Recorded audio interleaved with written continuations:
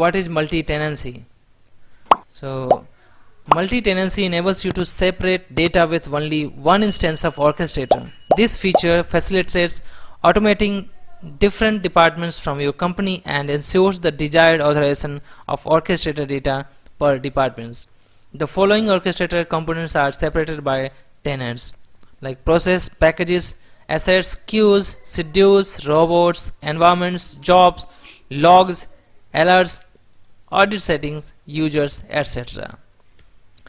We can explain like this: like one company has one cloud storage account, like one UiPath cloud platform accounts.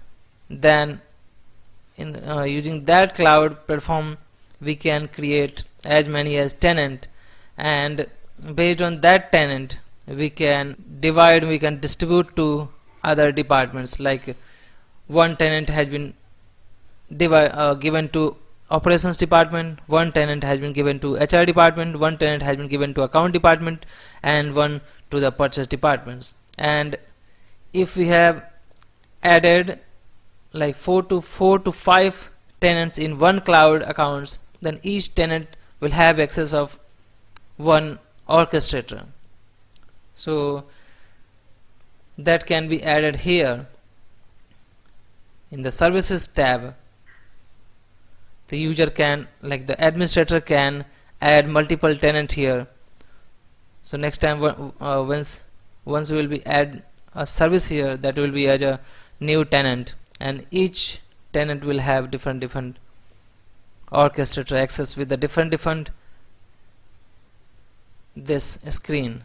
So they will have the access of machine in a different, they will have the access of assets. So this will be separated by the tenants.